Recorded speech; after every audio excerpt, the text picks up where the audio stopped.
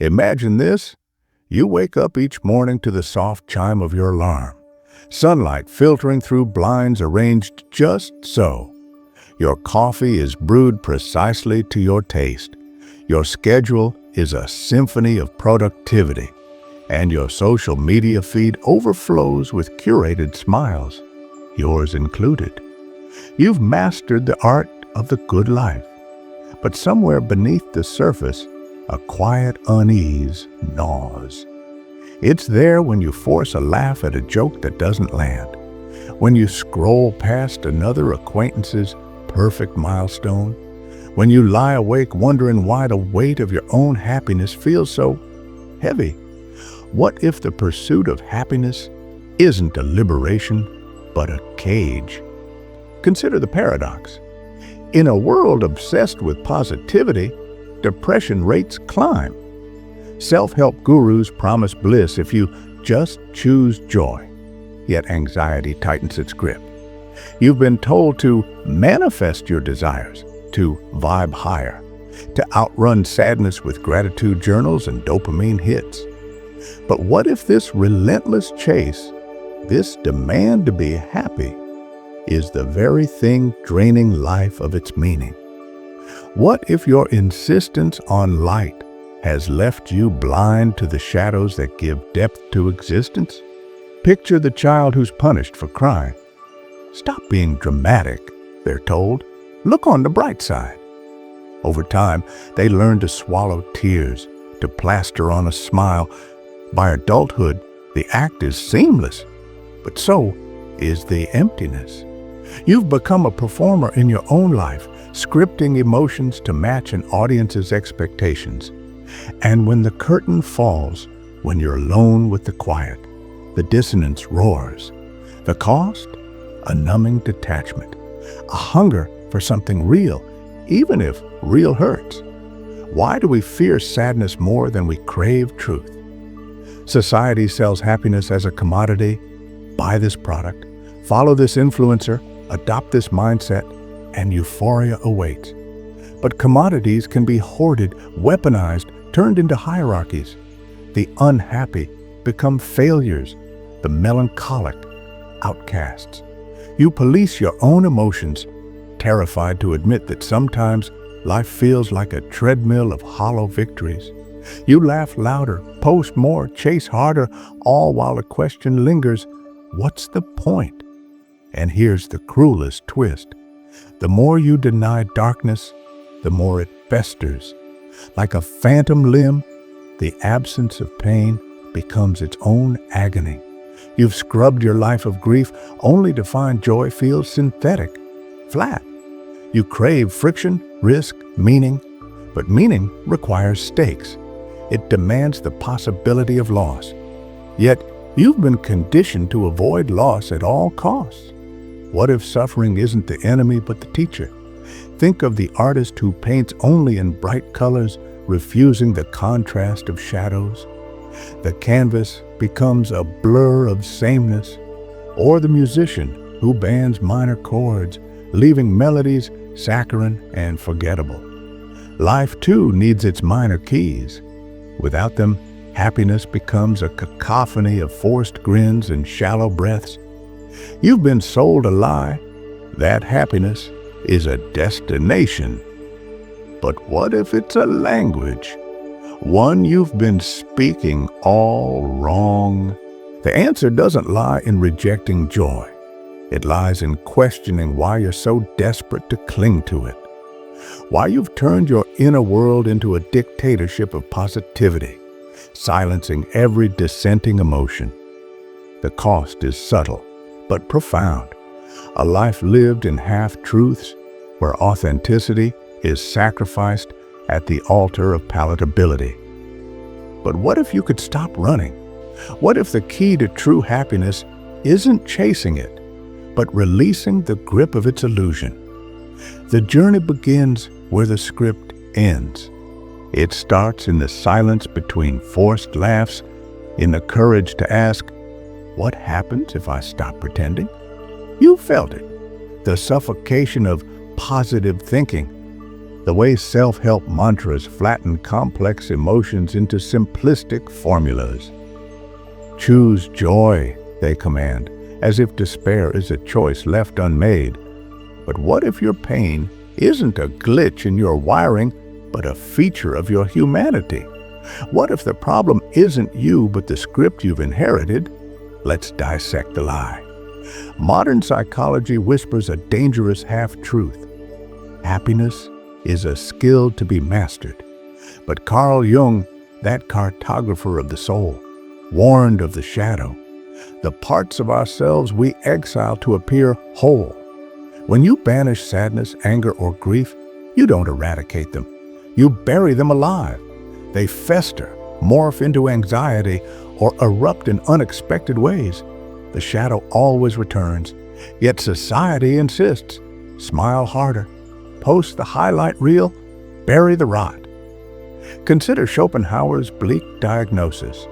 Life is a pendulum swinging between boredom and suffering. To numb one side is to lose the other. Without the friction of struggle, what is there to strive for? Nietzsche saw this clearly. To live is to suffer. To survive is to make meaning of that suffering. But meaning demands engagement with the full spectrum of existence, the tragic and the sublime.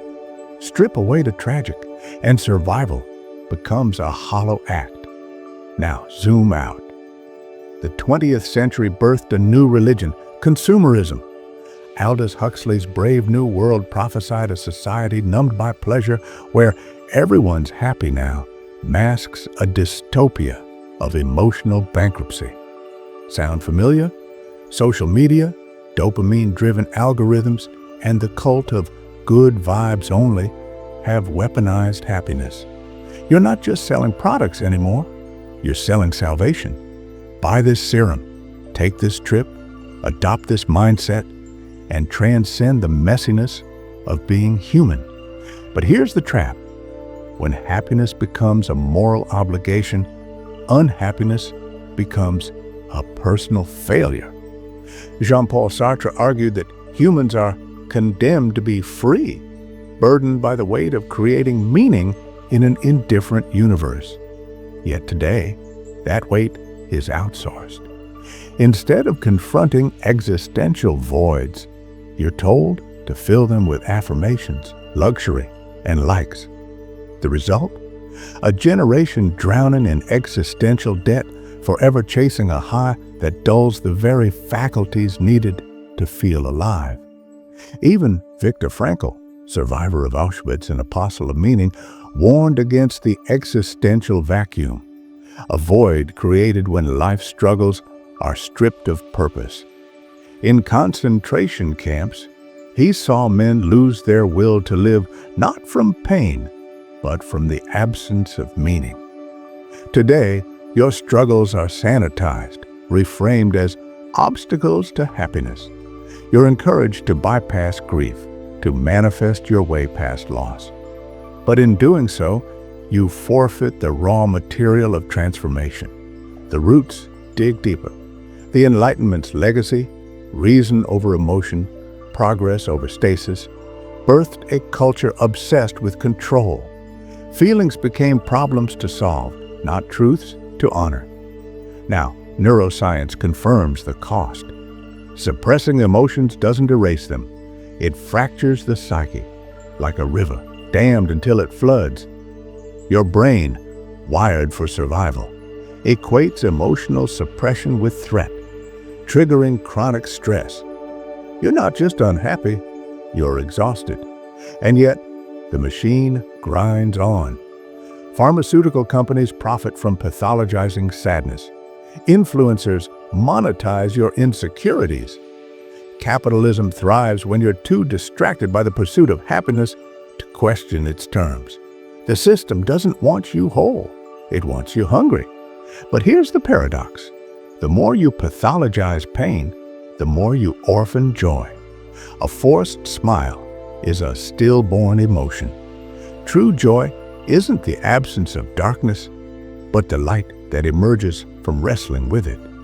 Rilke wrote, No feeling is final, yet you've been taught to treat every negative emotion as a fire to extinguish, not a teacher to heed. What if the real crisis isn't your unhappiness, but your refusal to inhabit it? The answer lies in the unspoken. You've been conditioned to view life as a problem to fix, not a mystery to experience. The philosophers and psychologists all point to the same truth. Engagement with the full human spectrum, terror, longing, despair, wonder, is the price of admission to aliveness.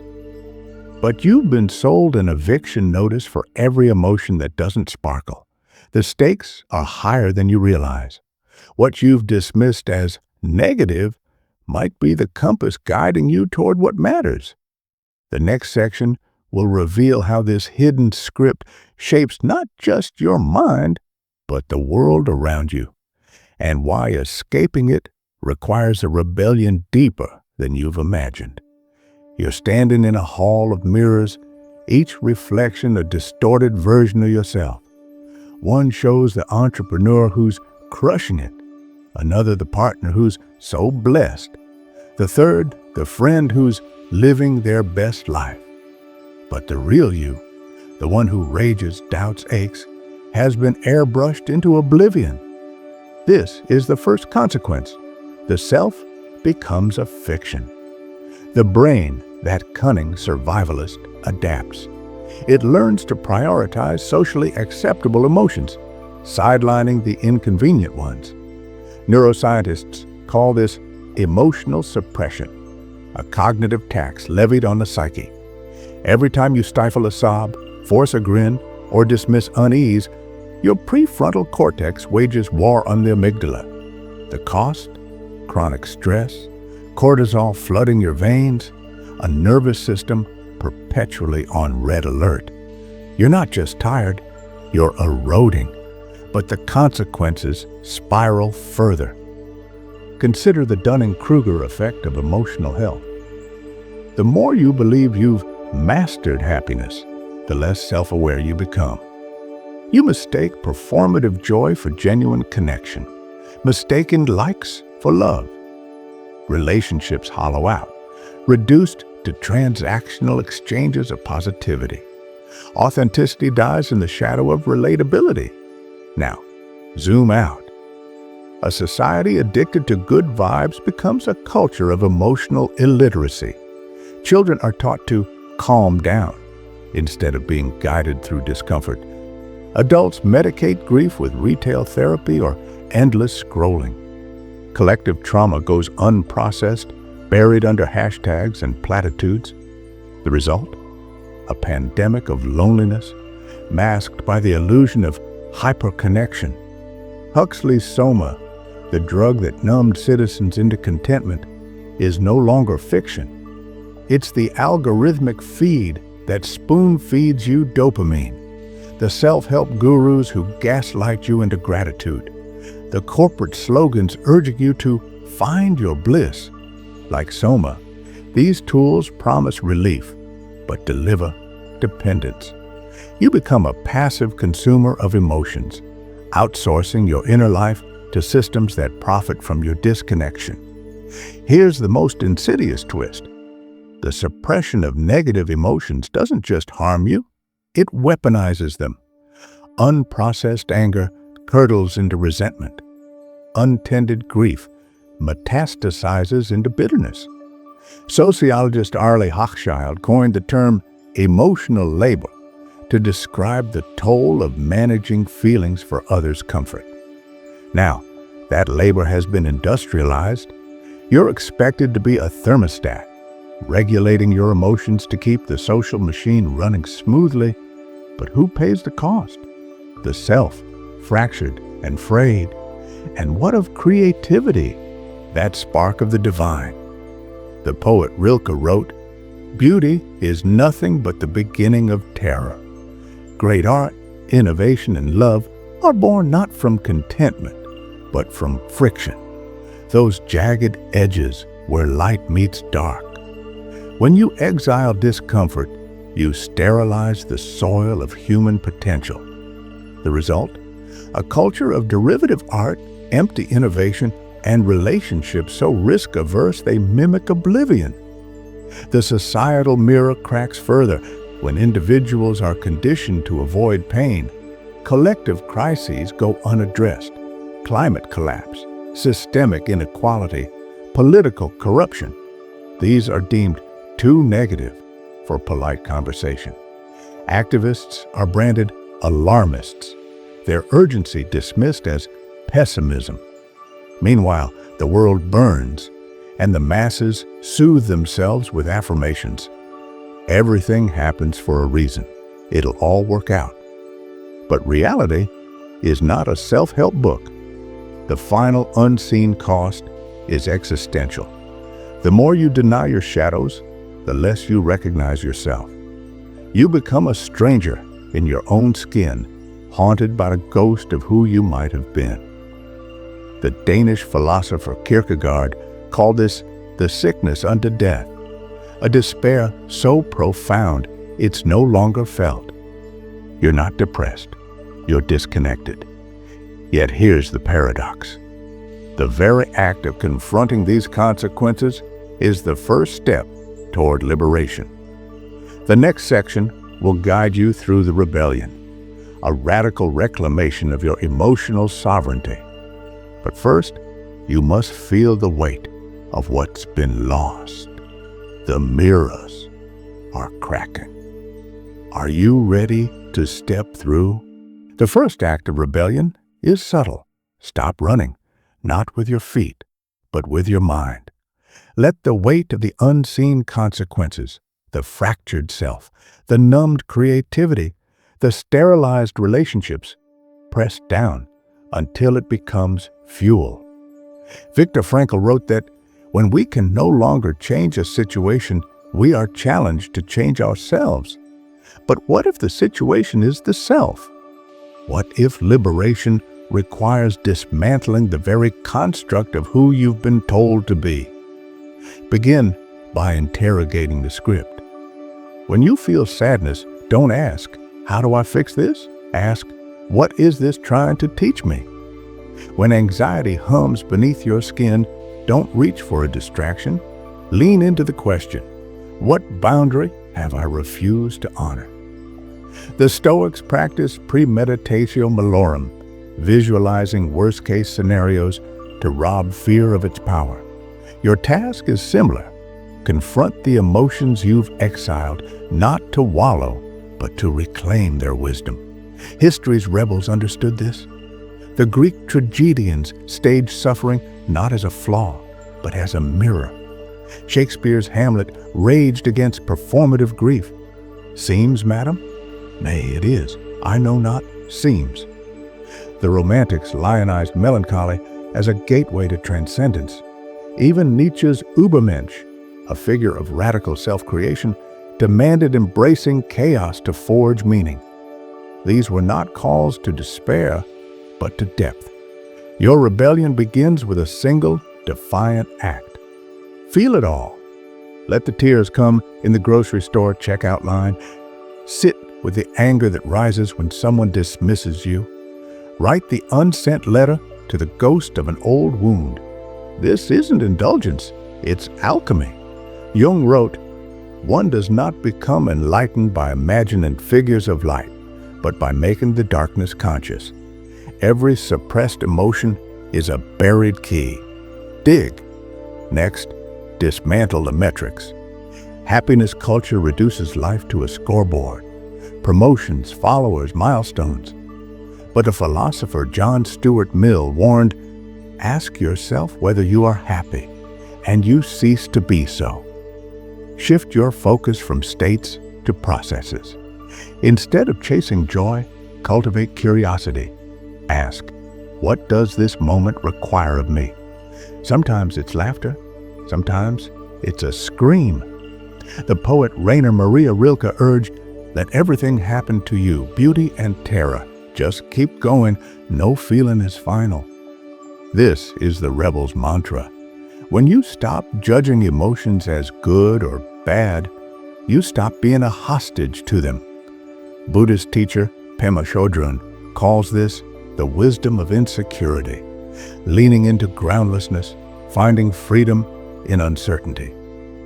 But rebellion is also collective. The personal is political. When you normalize discomfort, you grant others permission to do the same. Share your grief without silver lining it. Admit your confusion in a world obsessed with answers. This is how cultures heal, not by erasing pain, but by weaving it into the narrative. Consider the civil rights activists who turned suffering into a catalyst for justice, or the Me Too movement that weaponized vulnerability as a tool of revolution. These were acts of radical truth-telling, refusing to let society's positivity silence systemic wounds. Your rebellion is no less vital. Every time you honor your shadows, you chip away at the tyranny of the good vibes-only regime. Practical steps? They'll feel counterintuitive. Delete the script. Burn the gratitude journal if it feels like a chore. Replace it with a shadow journal. Record every negative emotion without analysis. Watch patterns emerge. Seek friction. Take cold showers. Walk in the rain without an umbrella. Let small discomforts remind you that you're alive. Reclaim solitude. Schedule time to do nothing. No podcasts, no scrolling, just you, the chaos of your mind, and the courage to stay. Reject the hierarchy of emotions. When someone asks, "How are you?" answer truthfully. Watch their discomfort and realize how revolutionary authenticity is. The final step is the most subversive. Redefine happiness. Stop seeing it as a state of perpetual euphoria. See it instead as the quiet resilience that comes from honoring your wholeness. The Greeks called this eudaimonia, a life of flourishing, not fleeting pleasure. It's built not by avoiding pain, but by integrating it. This rebellion won't be televised. There's no influencer to follow, no 5-step program. It's a quiet, daily mutiny against the lie that you must be perpetually polished.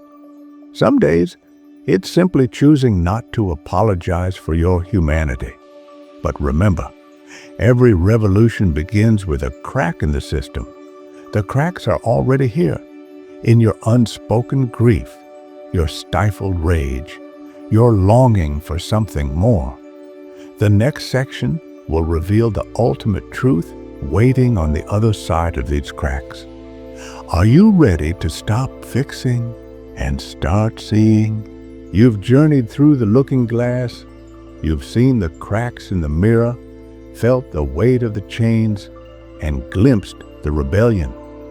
Now, stand at the edge of the final truth, a revelation that will reorder your understanding of everything. Here it is. Happiness is not the absence of pain. It is the presence of meaning. Not the saccharine, Instagram-filtered kind, not the everything's perfect delusion. Meaning, the kind forged in the furnace of struggle, where suffering and joy are not opposites, but collaborators. This is the alchemy your soul has been craving, the transformation of leaden anguish into golden wisdom. Think of the Japanese art of kintsugi, where broken pottery is mended with gold. The cracks aren't hidden, they're illuminated, becoming the vessel's most vital story. Your life is no different. Every scar, every sob, every moment of doubt is a seam of gold. The cult of positivity demands you throw the shattered pieces away. The truth? You are the artist. Viktor Frankl, who stared into humanity's abyss, wrote that those who have a why to live can bear almost any how. Your why isn't found in avoiding pain, but in embracing what pain reveals. What you love, what you'll fight for, what makes you feel alive.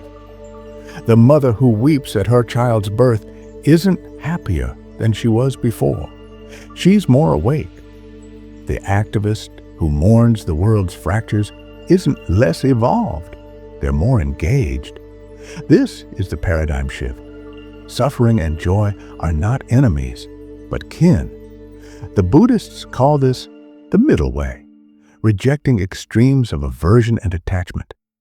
The Greeks spoke of pathos, the idea that deep feeling is the root of wisdom. Even Nietzsche's Zarathustra declared, "You must have chaos within you to give birth to a dancing star." Your rebellion was never about rejecting happiness.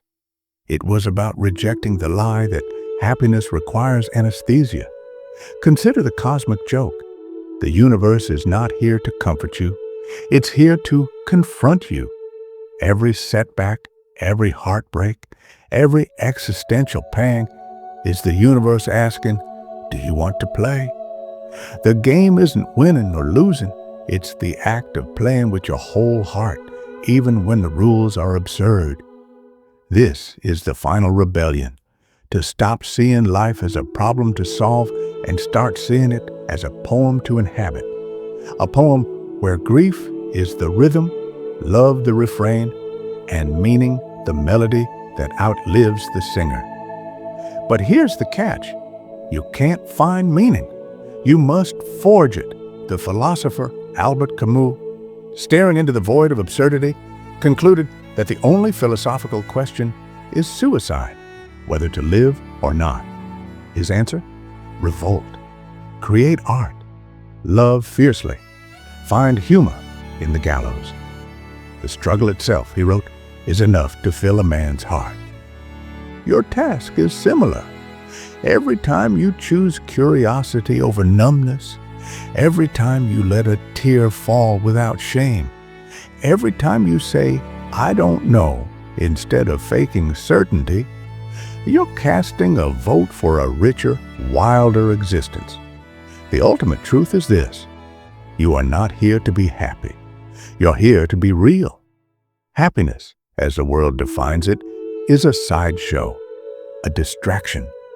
The real prize is the unshakable knowing that you've met life on its terms, not as a tourist snapping photos, but as a warrior dancing in the storm. So what now? Carry the cracks with pride. Let your shadows testify to the light. When the world demands a smile, offer your broken, blazing heart instead. And when the next wave of pain arrives, don't brace. Breathe. Remember, the gold is in the mending.